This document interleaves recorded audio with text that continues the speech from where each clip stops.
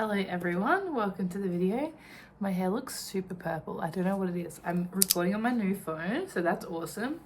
If you guys didn't know, I spent like, oh my god, I spent like $2,000 on a new phone, so hopefully these videos look cute, but I still need to like have it front facing because I get anxiety not seeing what's going on. So the quality is still not amazing for sit down talks, but that doesn't matter because it's not about the quality, it's about me talking for 20 minutes. So I just wanted to jump on today because I was watching some of my old videos, and especially the ones that are most popular. My most popular video is how to get a ski season job. Is that what it's called? I don't know. I'll put it on the screen. Hello everyone, welcome to the video. Obviously you guys know what this is about. Basically the application process for getting a job with Whistler. However, I don't specify because at that time I didn't know that the job that I'm applying for is actually with the mountain. So when you come to a ski town, there is obviously a mountain and someone runs that mountain, and there are jobs with the mountain and there are jobs not with the mountain. So generally when I was applying for jobs when I came, I was mainly applying for jobs with the mountain. So for Whistler, that is Vail Resort's Whistler Blackcomb, and then for Banff, that's like Sunshine, I think it's called. Obviously, all the rest of the small mountains are usually named after their town, I believe. But yeah, that was what I was focusing on mainly because my main concern was staff housing. I did not care at all where I worked.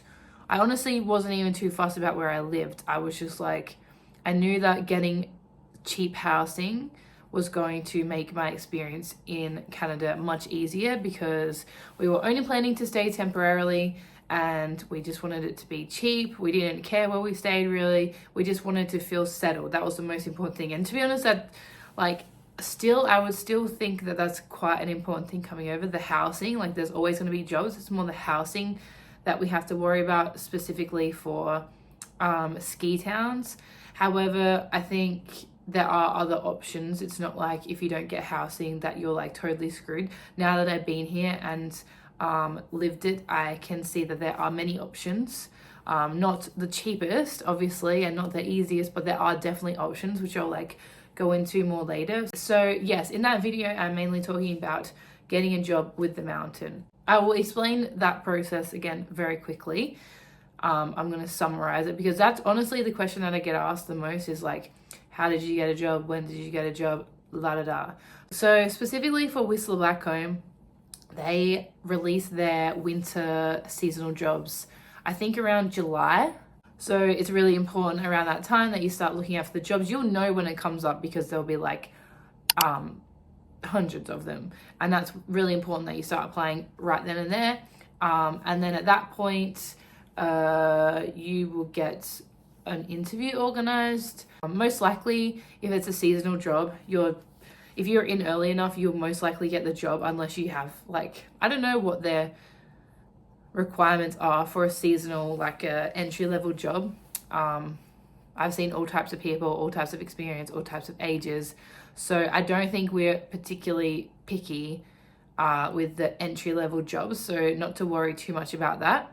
It'll be a bit of like a slow process between like September and the start of October when you're waiting to hear from things. But basically the housing application is separate. So once the people that have hired you will tell you that if you've got housing or not, but then it's up to you to make sure that you go apply on a separate portal and pay your damage deposit. And that again is like a bit of a waiting game. You kind of like, I've got housing, but like nothing's organized. And then everything will start happening around like late October. You'll get communication from your manager of your location that you'll be working in, which will be specific to whichever department, say food and beverage or lift ops, etc. And then it'll be even more specific depending on your location. So then say you're a ski in, ski out, they'll have things that they need to tell you that you need to bring, etc.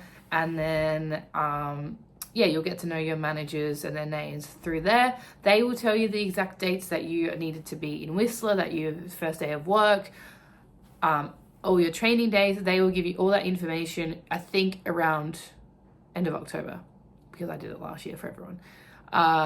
So please, if you're worried around July and August, don't stress too much. As long as you have that initial job offer, that's like the most important thing. The rest will come later. So please do not stress at all. And even if you miss out for some reason that you were like doing it on a whim, which I would not recommend, but a lot of people are just like, they come without a job. Getting a job, I think, is still quite easy, especially at the start of winter. It's just there's no housing. So generally what's going to happen is all the beds are going to be full by the start of winter. Everyone will come, everyone will start their jobs, and then what usually happens is either people don't come, people can't stay, I don't know, maybe get injured. A lot of things would happen, and then there's a bit of a shuffle, and we find that we have empty beds.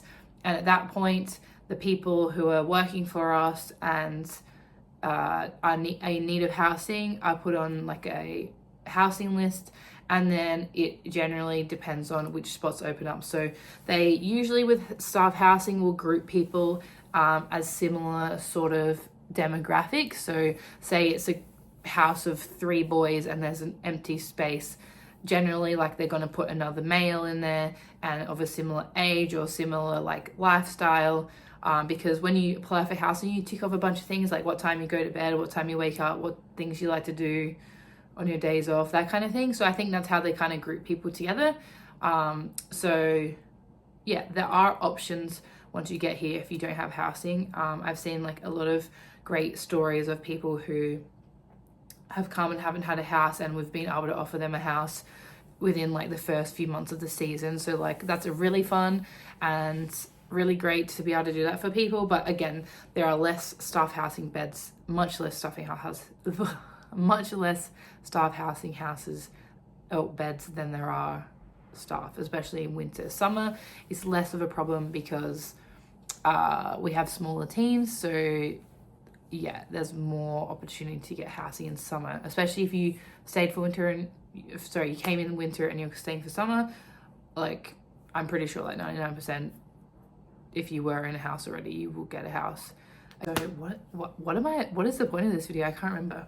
So just for a bit of a recap on my history in Whistler, and we stayed in Vancouver for like a week and just got some like winter gear and that kind of thing. And then we arrived in Whistler October 31st, which gave us 2 weeks before we started work, and you can move into house a week before. So we stayed at a hostel for a week before we moved to our house, which was really nice, gave us a good chance to meet some people. And then we moved into our house a week, like the 7th or something like that. And that was really nice, and that gave us a week to get settled before work. But then when we did start work, it wasn't like straight full-time straight away. On the 14th we started like orientation and training, so just like a couple of hours. And then from the 24th, I believe it's the 24th, like American Thanksgiving is the day that we open every year for winter. And then from there it's just balls to the wall, just constant full-time hours, non-stop craziness, insanity. So it's really fun. So yeah, everything that I learned before I came here was literally just from like reading things online. And to be honest, I had no clue really about jobs in Canada or in ski towns specifically. So when I got hired, I didn't even realize that I was working on the mountain. I didn't know nothing about mountains. I didn't know what a gondola was. I didn't know nothing. I didn't know how to ski. I didn't know how to snowboard. I'd never even seen the snow. So I knew not a single thing about ski towns other than what I'd read. So it made it quite difficult to understand what kind of job I was getting into and that kind of thing. So basically, especially if you come to Whistler, let's start with like the mountain. So if you're going to work for the mountain, they own obviously the mountains. There's 2 mountains. Should we just go like really basic? because I would have wanted that when I came here. Yeah, let's do that. So Whistler is a town, and when you get to Whistler, there are two main mountains that you can ski on, Whistler and Blackcomb, and that's why it's called Whistler Blackcomb. And the company that owned the mountains are called Vail Resorts. They also own a bunch of different ski resorts through America and somewhere else, Australia, and one other country. I can't remember. What two other countries? No, one other country. Sweden? I don't know. I should know this. Anyway, but generally around the town, and when you're looking for jobs, it won't be called Vail Resorts unless you're applying. It's Vail Resorts jobs, but everything will generally say Whistler Blackcomb. And if it says Whistler Blackcomb, that means that you work for the mountain. So Whistler Blackcomb own the mountains, obviously, so all the operations on there. So that's like lift ups, grooming, safety, patrol, food and beverage, snowmaking, maintenance. There's a lot of different divisions on the mountain. Then we also have retail and rental. There are retail stores on the mountain in the restaurants, and then there are a lot of retail stores that Whistler own in the town, so in the valley, we call that the valley. Yeah, so they have retail and rental, so people can rent skis and snowboards and that kind of thing. Retail is obviously just like clothes and ski gear and that kind of thing.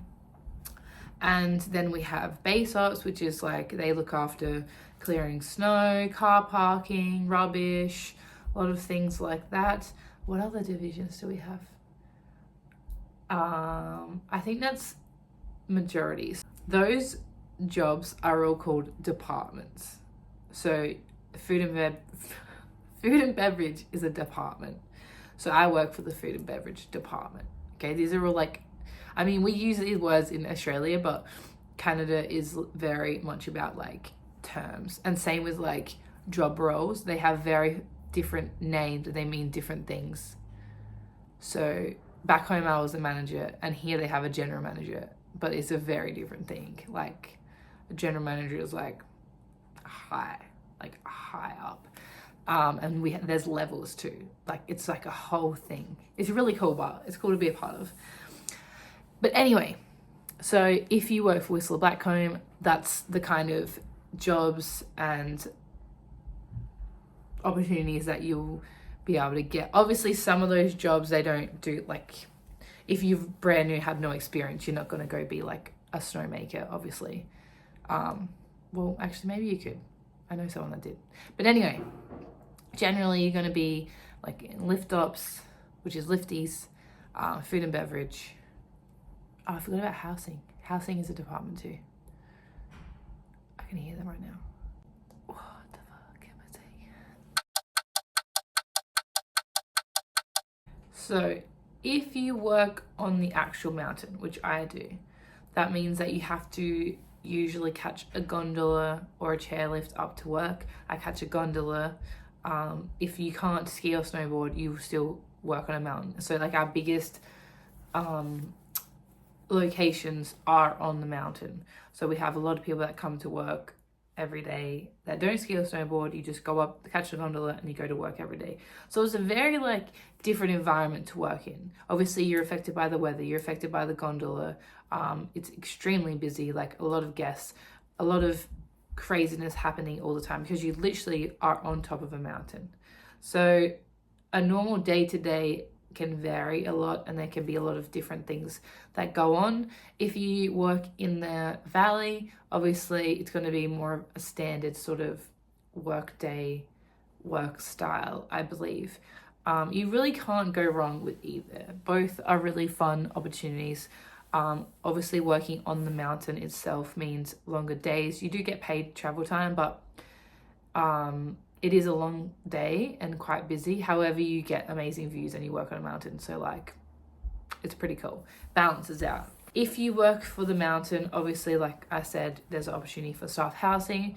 The mountain also offer really good benefits because obviously they own a lot of things in town. So you get discounts at their food and beverage locations. You get discount retail, discount rental. discount lift tickets. You get a lot of different discounts, and it is very beneficial to work for the mountain. However, things I didn't really consider before moving here because I was a bit worried is obviously the town is still full of other businesses and other things going on that the mountain do not own. And some of them are like kind of like a partnership, like a lot of the bars are owned by the same company. So you can work for like one bar, but actually you're part of like a bigger company, which is really cool and not something like I knew much about before coming. And also most locations, like most businesses in Whistler have their own sort of staff housing. It's not as big as our one that we have, but it's still like an amazing option. So even if you don't want to work for the mountain, which some people don't, there are so many options. Obviously, if you work for a different business, more likely that there's not going to be as many new people. It's probably going to be more of like a settled team, more Whistler locals, that like people that actually have been here. Whereas when you work for the mountain, especially if you're starting like in winter, you're around a lot of people that have only just got here, brand new. Now that I know what I know, I definitely think I would still like apply for a lot of things very early like I did. It's probably more important to think about your lifestyle. So specifically, like if you want to ski and snowboard, it makes way more sense for you to work a nighttime job so that you can ski more often. If you work, say my job, I work 5 days a week. I weekend ride out, which is really awesome, but obviously like you're working a lot and not skiing as much. So if you're someone that's like here mainly just to ski, you really would want to go for a job like at a dinner restaurant where you're mainly working nights so that you can ski in the morning, which is like what a lot of people do, and a lot of people that have lived here a long time generally do. Definitely a good option if you have the money is a lot of people like rent a private house. Obviously it's expensive and hard to come by, but if you are lucky enough to find that, you will be paying a lot more. However, you have your own privacy, and then you'll have your own flexibility on how much you work. So if you work for staff housing for the mountain, and probably like most staff housing in Whistler, they will expect you to work your full-time hours every week as part of the policy of being in staff housing. So you can't just work part-time, like work 2 days and be in staff housing. That's not allowed. So be prepared that if you are in housing, you will be working 5 days a week. Some people work only 4 days a week and do 10-hour days, but I mean that I would recommend that if you find a job that's 4 days a week. I believe lifties, base ops, I'm not sure who else. Some food and beverage, depending on like the hours, like some dishwashers do. Some warehouse workers do. So like if you have the option, I definitely would try and aim for something that will interest you slightly, or is at least related to your work style, because even though you are on a working holiday, you will be working like a full-time job. So if you can try your best to enjoy it as much as you can, like that would be the ideal situation, is that you go to work and you have fun, and you go home and you have fun. But yeah, even though it is a fun holiday and you're having a fun time, it is important to remember that like at the end of the day, everywhere that you work is a business, and there are people there that need to make sure the business runs efficiently. So you will still be expected to work, I guess, is something to be prepared for, which I think is quite reasonable in this town. If you're getting extremely cheap housing, it's not that much of an expectation that you work for the money and the benefits that you get. The pay here is really, really, really good. I would say a few years ago, like they had a big pay increase, and we get tips on the mountain now and things like that. So there's been like a lot of incentive to come work here, because obviously it is a really expensive place with like cost of living. So yeah, I think a lot of jobs get looked after well. I guess one major thing, sorry, I've got, it's coming out now. One major thing is that obviously the bigger company that you work for, the more likely that there are like really good structures in place that you are looked after. Obviously, the smaller the place, there's more risk of not having as much security. So for instance, like if you're having issues with a house with a small company, like, or just even private housing, obviously there's no one there to help you, and you might get put in a situation that you don't really feel comfortable with. Whereas I find that like the company that I work for, obviously the mountain is very big. We have really good departments and structures in place so that, you know, if something's going wrong with your housing, you have options. If you have issues with your money or job or anything, like you have a lot of people that you can go to for help. So I feel like it's a really safe environment, which is really, really good, because obviously you're coming across the world and you are on your own and it's all brand new. So it's really good to have those good safe places handy. I really do feel like I'm just bragging about how good the mountain is, but I just wanted to clear that up a little bit further, because it is quite daunting when you're looking for jobs and you have no idea about the place. So that's kind of my recommendation. Also, if you made it this far, if you are applying for jobs for Whistler Blackcomb this upcoming winter season, there's like, when you put in your resume and your personal details, there's a section that says referral. Feel free to put my referral ID in there. I don't know I don't think it helps you with a job, but it might. So feel free to use my name and I will give you the tick of approval when they ask me. So yeah. Oh yeah, my code is 374528. But anyway, I hope that helps a little bit more and helps clear some things up about what it means to work for the mountain and all this kind of weird slang that you don't really understand because you're back in Australia and have never been here. I just really hope that helps. And if you are about to apply for jobs, good luck. Just you honestly can't really go wrong. And if you are organized and have really put some effort into it, it's going to be a very straightforward process. It's not hard, it's not tricky, it's just you need to, I guess, prepare by watching this video. So I hope that helps. Thank you for watching the video and I appreciate y'all.